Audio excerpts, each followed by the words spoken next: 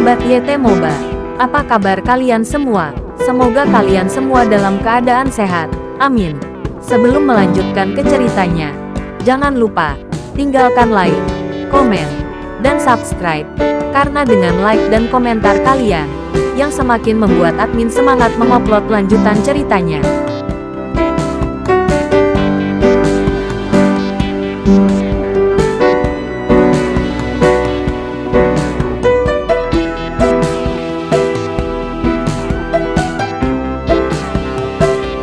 Episode 539. Kisah Ariel anak bos besar yang berpura-pura culun. Ariel dapat melihat keraguan Supriyadi, yang menunjukkan bahwa dia pasti memiliki semacam ketakutan di dalam hatinya. Dan Ariel lebih yakin bahwa dia dapat menggunakan ini untuk membuat Supriyadi takut.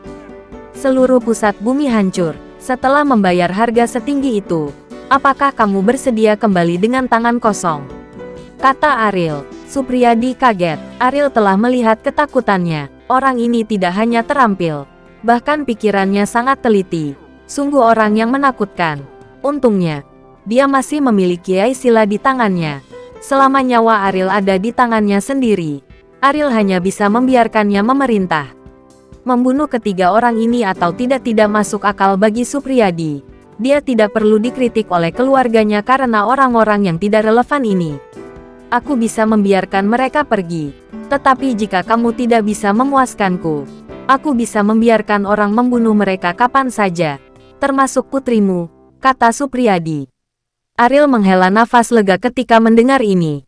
Berjalan ke Rian, dan berkata dengan suara rendah, setelah kamu kembali, bantu aku menjaga Kauri. Dan katakan padanya bahwa aku pasti akan menyelamatkan Aisila. Jadi dia tidak perlu terlalu khawatir. Rian melihat luka di paha Ariel, dan menarik napas dalam-dalam.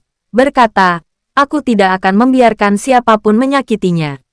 Hidupku hanya untuk melindunginya. Ariel tersenyum, dia menepuk kepala Rian dan berkata, kamu masih punya anak perempuan. Kamu harus menjaga putrimu sendiri. Petik 2. Setelah selesai berbicara, Ariel berjalan ke kakeknya lagi, menatap wajahnya dengan cemas. Ariel berkata, kakek, jangan khawatir, aku akan kembali hidup-hidup untuk mendengarkan ceritamu. Raditya berkata dengan suara serak, cepat pulang, ada banyak orang menunggumu. Ariel mengangguk, menoleh ke Supriyadi dan berkata, suruh mereka pergi. Ariel merasa lega saat mereka bertiga menaiki helikopter. Tidak peduli apa yang akan dia hadapi selanjutnya. Untuk Aisila, dia harus terus hidup. Beri aku waktu untuk pulih dari luka-lukaku.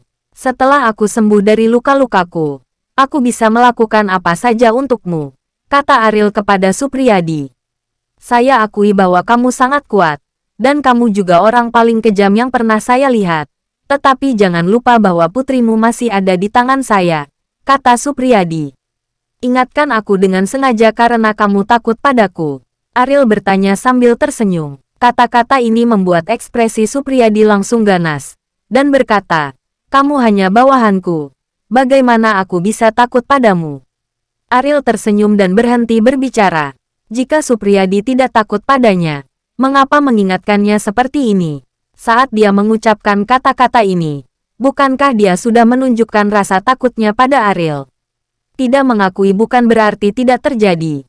Cloud City 2 hari kemudian, ketika Rian, Pedro dan Raditya muncul di gerbang Bandung, anak buah di pintu terkejut, dan dengan cepat memberitahu Bimo dan Rehan tentang berita tersebut. Dalam waktu kurang dari 1 menit, keduanya berlari ke pintu dengan cepat. Mengapa kamu tidak membawa Ariel? Bimo bertanya pada Rian. Murid-muridnya tampak gemetar, seolah-olah dia takut sesuatu akan terjadi pada Ariel. Kakak Ariel masih hidup. Rian tahu apa yang dia takutkan. Dengan cepat memotong pembicaraan, Bimo menghela nafas lega, dan berkata, apakah dia sudah kembali ke villa di lereng gunung?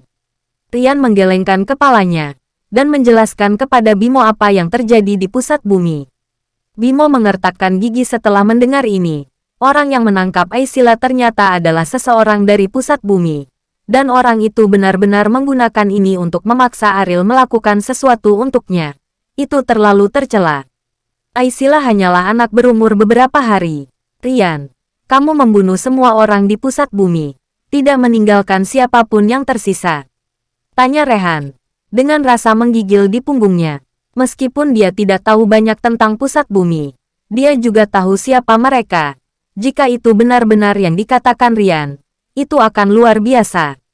Itu benar, ini mungkin ujian Supriyadi untuk saudara Aril, kata Rian. Rehan tersentak. Harga yang harus dibayar untuk tes ini pasti terlalu tinggi. Dan kekuatan Aril benar-benar luar biasa. Telah melakukan hal yang luar biasa. Rehan, pergi dan beli baju untuk kakek. Dan antar kembali ke villa di lereng gunung nanti, kata Rian kepada Rehan. Rehan memperhatikan Raditya dengan hati-hati. Dia adalah legenda di Jakarta sebelumnya. Dan dia sudah dianggap meninggal. Dia tidak menyangka dia sebenarnya masih hidup. Jika orang-orang di Jakarta mengetahui hal ini, mereka mungkin akan langsung emosional. Bimo juga menghormati Raditya, kecuali bahwa dia adalah kakek dari Aril. Juga karena kemampuan Raditya untuk menghidupi dirinya sendiri. Saat itu di Jakarta, Raditya memulai dari awal dan menciptakan kisah legendaris yang tak terhitung jumlahnya. Baik di dunia bisnis atau di wilayah bawah tanah, perbuatan Raditya diedarkan. Banyak orang menganggap Raditya sebagai idola. Bahkan hingga saat ini, setelah berita kematian Raditya selama bertahun-tahun, namanya masih sangat terkenal. Tuan Raditya, aku akan membawamu kembali ke villa di lereng gunung nanti, tanya Bimo. Raditya mengangguk. Setelah Rehan membeli baju ganti, dia juga menemukan tukang cukur setelah bertahun-tahun di penjara di pusat bumi. Rambut dan janggut Raditya yang berantakan membuatnya tampak seperti pengemis. Jelas tidak pantas untuk kembali dengan rupa seperti ini. Setelah memotong rambut dan janggutnya, Raditya segera mendapatkan kembali energinya. Bahkan auranya banyak pulih. Aura atasan tanpa amarah membuat Bimo yang merupakan bos terlihat seperti bawahan di depannya. Di area villa, Bimo baru saja mengantar Raditya ke gerbang villa. Raditya berjalan kaki, dan Nicholas segera menerima berita tentang masalah ini. Nicholas ini tidak bisa menahan diri untuk tidak tersipu karena gembira.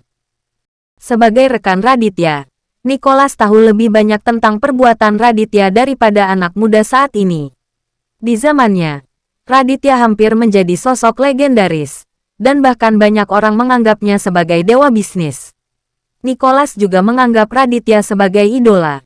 Nicholas tidak dapat membayangkan kekacauan seperti apa yang akan terjadi jika orang-orang di Jakarta tahu bahwa Raditya masih hidup. Mungkin orang-orang itu akan hidup dalam kepanikan mulai sekarang, kan?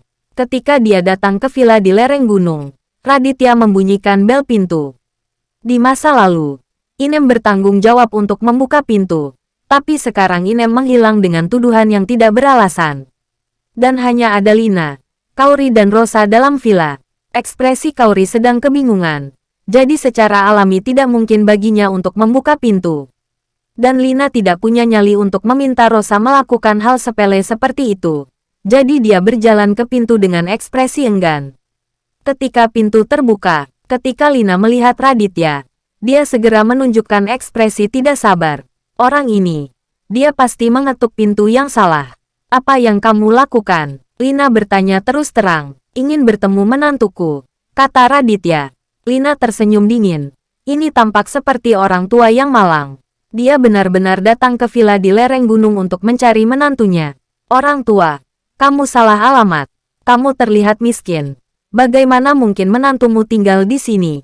Kata Lina dengan jijik. Raditya sedikit mengernyit, lalu bertanya, siapa kamu?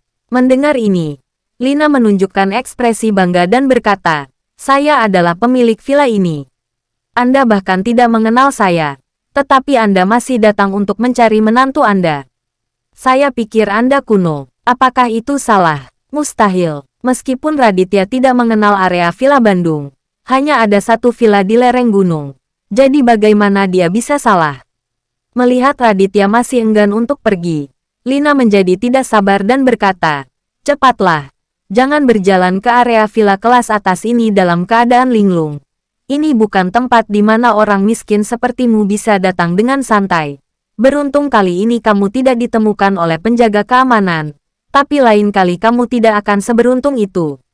Setelah berbicara, Lina hendak menutup pintu ketika dia tiba-tiba mendengar suara Rosa di belakangnya. Ayah, Rosa memandang Raditya dengan tak percaya. Meskipun dia selalu berpikir bahwa Raditya masih hidup, dia masih tidak percaya ketika dia melihat Raditya dengan matanya sendiri. Lina berdiri di sana tercengang. Orang tua ini ternyata adalah ayah Rosa. Mungkinkah menantu yang dia cari adalah Rosa? Dengan cara ini, lelaki tua di depan. Dia adalah keluarga Wibowo yang legendaris. Dia Raditya. Lina ketakutan sesaat, bersambung.